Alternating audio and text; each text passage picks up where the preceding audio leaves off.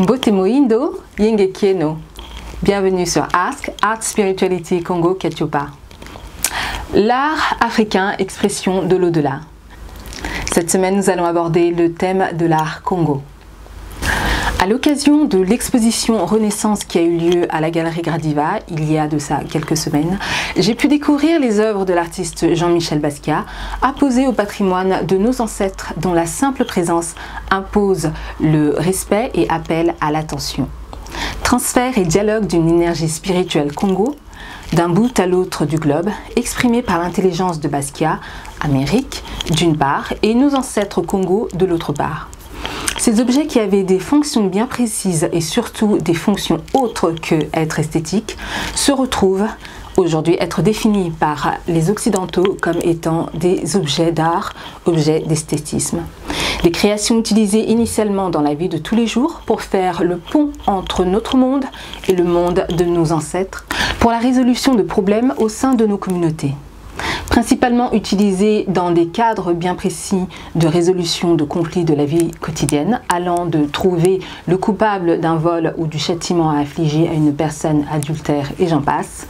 Bref, toute forme de soucis concernant la vie courante et pour trouver réponse contribuant à l'amélioration de celle-ci. Ce patrimoine était généralement détenu par les chefs du village ou chefs coutumiers vers qui l'on se tournait pour trouver une solution. Une rencontre de créations séparées par plusieurs siècles, quand l'ADN se souvient, cela crée des artistes comme Jean-Michel Basquiat. Basquiat était un artiste afro-américain d'origine haïtienne, en quête de ses origines africaines.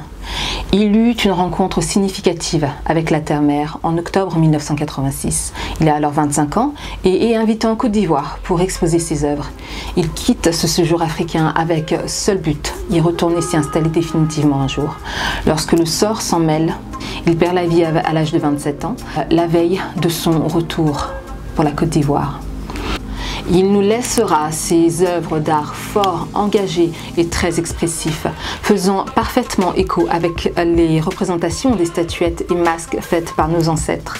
La mémoire de ses ancêtres était gravée dans son ADN, raison pour laquelle ces œuvres font parfaitement résonance avec les œuvres Congo. Il faut reconnaître ici le bon flair du galeriste de Gradiva pour l'identification de ces deux parallèles.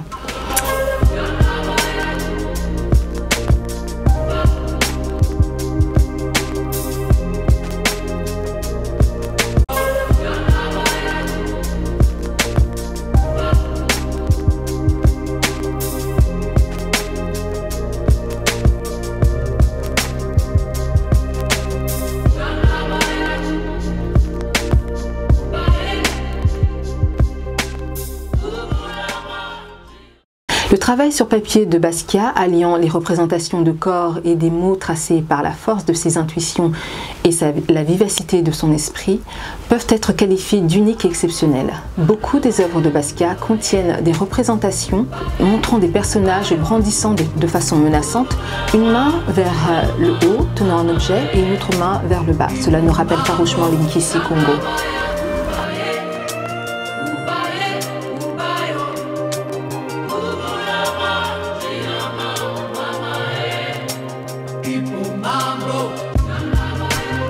Et d'autres statuettes percées de couteaux clous insérés dans la chair de bois des statues qui font écho aux pratiques rituelles autour d'Inkisi. L'exposition met en scène une sélection d'objets de nos ancêtres venus pour la première fois du musée de Tervuren en Belgique, à Paris. Ce que l'on appelle l'Inkisi Nkondi sont des charmes ou fétiches de provenance du Congo, Congo-Brazzaville, Congo-Angola ou Congo-Kinshasa. Invention de nos ancêtres, les Kisi sont riches de traditions magiques du peuple Congo. Rares et chers à fabriquer, les Nkisi étaient, et sont toujours d'ailleurs, employés par les ritualistes d'Inganga pour servir les intérêts de la communauté. Ils avaient plusieurs fonctions et étaient souvent utilisés pour jeter des sortilèges, conjurer le mauvais sort ou pour chasser les méchants, les sorcières ou encore aider à la guérison de certaines maladies.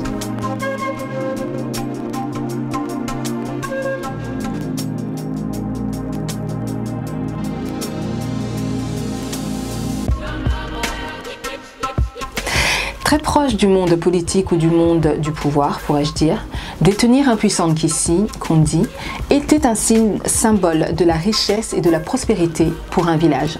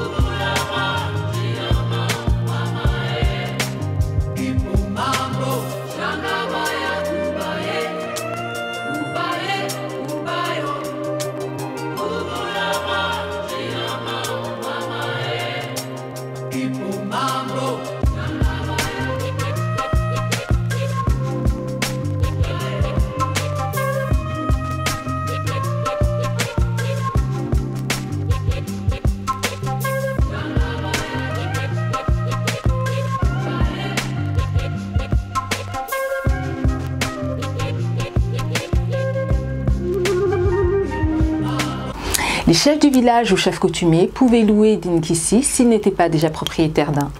Lorsque ces objets n'étaient pas utilisés pour l'intérêt commun dans les cérémonies publiques, les Nkisi étaient gardés dans un lieu sûr, gardés par un ou plusieurs gardes.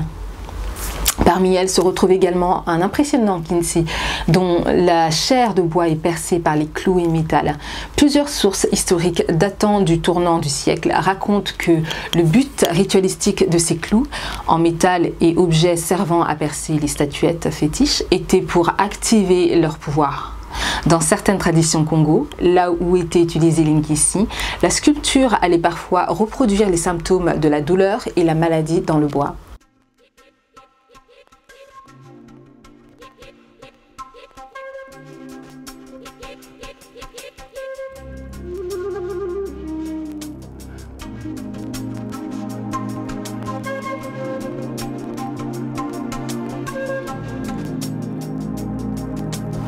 Les Occidentaux, eux, le verront comme une forme artistique de diagnostic médical, servant à amplifier le pouvoir du Nkisi pour améliorer ou guérir la maladie.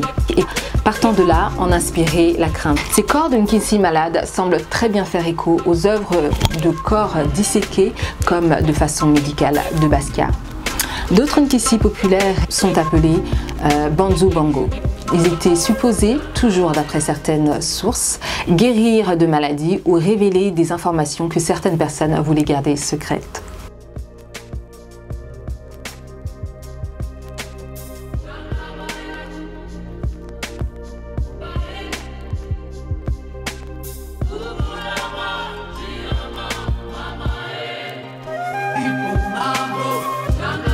Parmi ces représentations, nous retrouvons le Nkisi Mbwa, ou dit fétiche chien. Ce fétiche a pour fonction d'affliger des morsures et exposer au grand jour les sorciers et sorcières.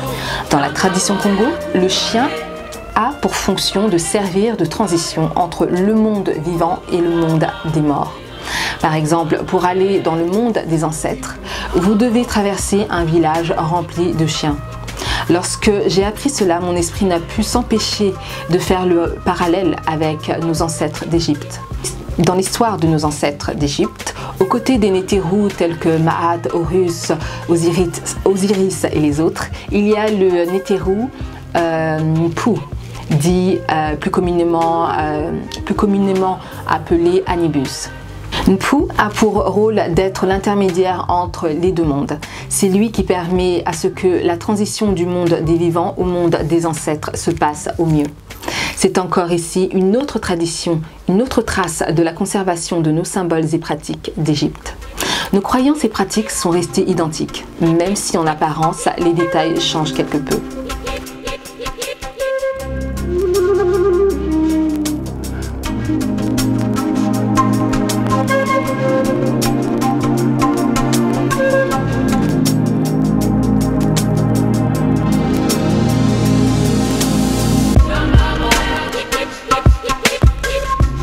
L'intérêt pour les Occidentaux de nous voler nos objets réside pour moi dans deux raisons principales. L'une plus communément connue pour posséder nos pouvoirs et liens de connexion avec nos ancêtres, comme si nous n'avions que cela comme moyen de les atteindre. Eux diront que c'est pour les maintenir dans de bons états, alors que nos ancêtres, eux, les jetaient au feu après utilisation. La seconde raison qui, moi, me parle plus personnellement est que c'est aussi un moyen de détenir une forme de pouvoir spirituel. Quand on pense au reste de crânes de nos ancêtres détenus dans des lieux tels que le Vatican ou ailleurs en Europe, ils croient par ce type de procédé, par procuration, en volant nos outils, les outils de nos ancêtres, et les corps momifiés, ils croient par ce type de procédé de tenir une forme de pouvoir.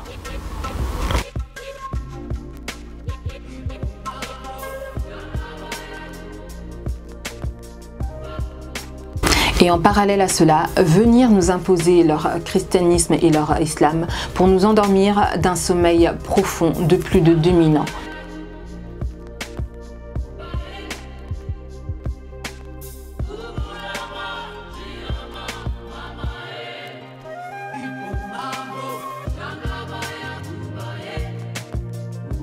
Mais c'était sans compter que nos ancêtres sont en nous et que nous sommes en eux.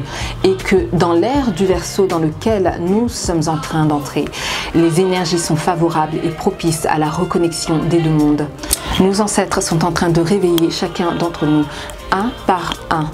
Et rien ni personne ne peut empêcher cet éveil de conscience et cet éveil spirituel. Comble de l'ironie et de l'ignorance, c'est d'entendre l'exposant de cette galerie nous dire, et ils sont encore nombreux à penser comme nous, pendant qu'ils détiennent nos patrimoines et qu'ils nous regardent droit dans les yeux, l'Égypte pharaonique était blanche et que donc, par conséquent, les savoirs qui ont bâti le monde occidental de la fameuse époque de Renaissance jusqu'à aujourd'hui n'émaneraient pas de nos ancêtres, alors qu'il est richement documenté que les Grecs et Romains et consorts venaient s'instruire sous lettre de recommandation auprès de nos prêtres kamites pour ensuite aller éduquer leur peuple chez eux, puis ensuite revenir quelques temps plus tard pour piller et brûler nos bibliothèques telles que la bibliothèque d'Alexandrie. Le reste des vestiges demeurent encore dans des lieux tels que le Vatican et le Louvre, etc. À entendre cela, j'ai été saisie d'une saine colère. Mais j'ai dû garder toute ma composition car il faut savoir quand et comment mener ces combats. Et comme le dit notre bien-aimé Kémy Séba, ils finiront par comprendre. Les Nkisi sont, à mon sens, ni bons ni mauvais. C'est comme l'illustration d'un couteau dont l'usage peut être bien ou mauvaise. Bonne pour découper la nourriture ou des objets et peut être mauvaise pour blesser voire tuer quelqu'un. C'est l'usage qu'en fait l'utilisateur qui rend ce couteau un bon ou mauvais objet. Dans tous les cas, j'aime à penser, et c'est d'ailleurs vraiment le cas, que l'être humain se suffit à lui-même et qu'il est doté de tout ce dont il a besoin. S'il ne le trouve pas en lui-même, il le retrouve dans la nature. Car la nature est une extension du Créateur. Et comme le Créateur est en chacun de nous, cela ne fait aucun mal de prendre des choses qui émanent de la nature pour en tirer un bénéfice, comme des herbes, des plantes, de l'eau, du feu, et j'en passe. Le Créateur nous a donné tout ce dont nous avons besoin pour faire manifester les choses dont nous avons besoin. Nous devons pour cela apprendre à entrer en nous-mêmes.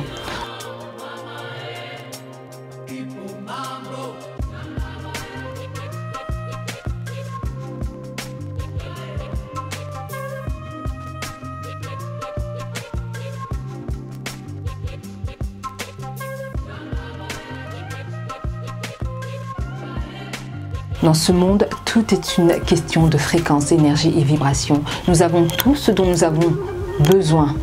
Concentrons-nous seulement à le faire développer et nous n'aurons pas besoin d'objets de substitution qui, tout comme peuvent nous apporter le positif, peuvent tout aussi bien nous apporter le négatif. Mais cela n'est que mon humble avis. C'était le thème art de cette semaine, le patrimoine Congo. Je ne finirai pas cette vidéo sans rappeler ce qui se passe sur la terre du Congo, Congo, RDC, République démocratique du Congo, où des vies sont sacrifiées pour les richesses de ce pays.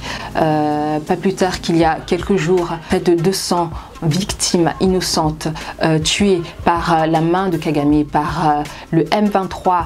Il est temps que ce génocide cesse. Non à la balkanisation, non au puzzle que le monde occidental est en train de dessiner sur la République démocratique du Congo pour se partager les richesses de ce pays. J'en appelle à tout afrodescendant, tout Africain, tout citoyen du monde, quelle que soit ton origine, Congo particulièrement, de se lever et faire la lumière sur ce qui se passe, parler, dénoncer ce qui se passe et contribuer à tous les niveaux que vous puissiez pour que la lumière soit faite sur cette honte, pour un Congo meilleur, pour un Congo debout. Nous sommes tous ensemble.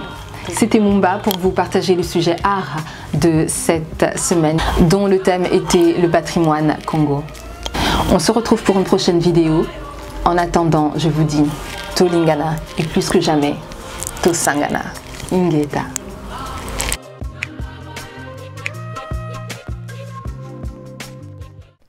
Telema Congo Kajopa Tolingana Tosangana Butu isosila Moyezokota Mohindo tangu efweni Mohindo tangu efweni